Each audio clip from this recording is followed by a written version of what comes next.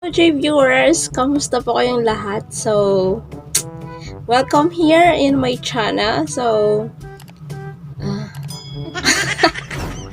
hindi ko alam kung paano maging introduction. Hello Jviewers! Welcome here in my channel. This is Jay and PinayOFW here in Hongkong, your friendly Pinay.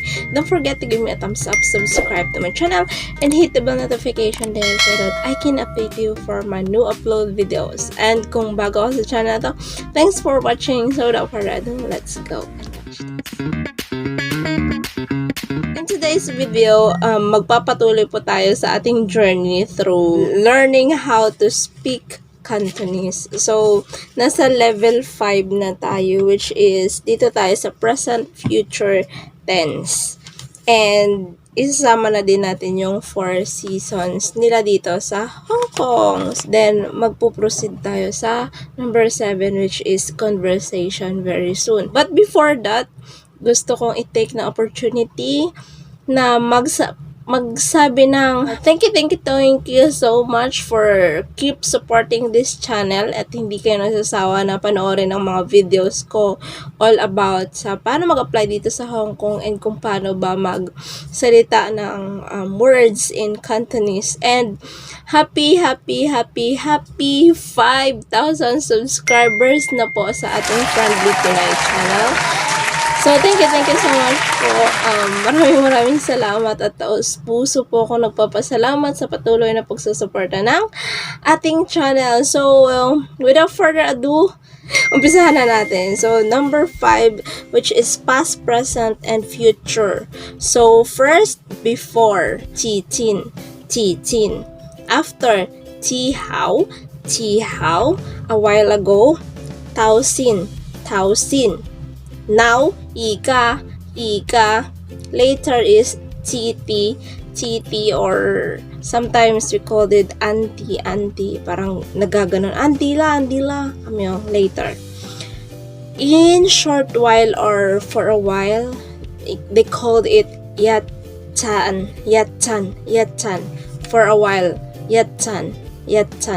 Soon is Tao Fai. Day before yesterday is Tinyat. Yesterday, Kamyat or Tamyat. Yesterday.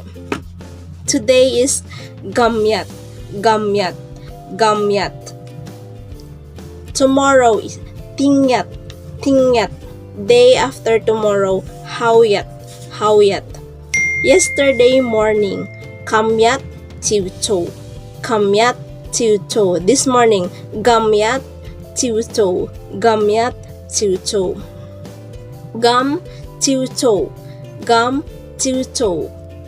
Come Tiw.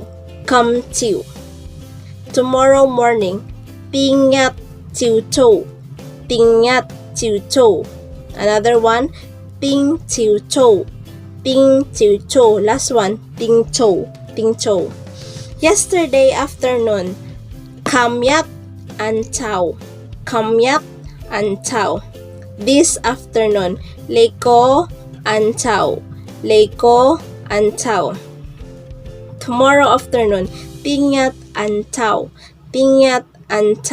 Last night, Kaman or Taman. Tonight, Gaman or Gamman. Tomorrow night, Tingman.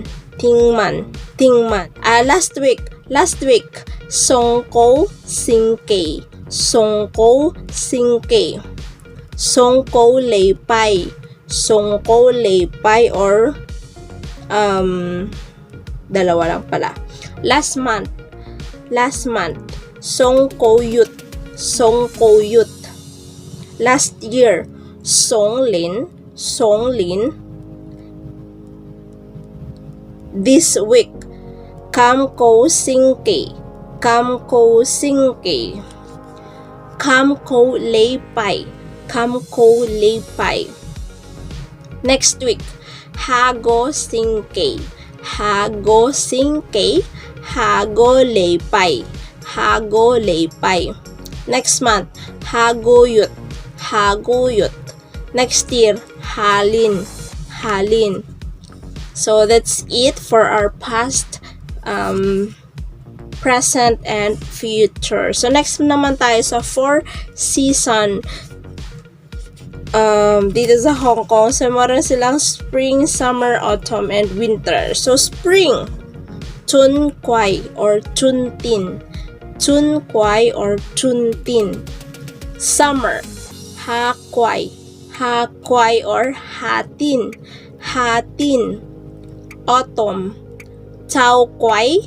Chao Kwai or Chao Tin. Chao Tin. Winter, Tung Kwai or Tung Tin. So that's all sa kanilang 4 seasons dito sa Hong Kong. So kung meron pa kayong mga katanungan na hindi nasagot ng video ito, for your more clarifications, suggestions, and some questions, don't forget to comment below. And kung meron ka mga kaibigan na gustong pumunta dito sa Hong Kong, you can share this video.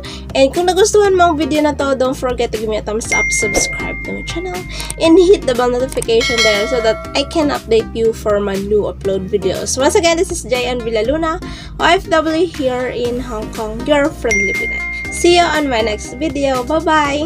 Thank you so much! 5,000 na! 5,000 na! Alright, thank you so much, Jviewers! See you on my next video. Bye-bye!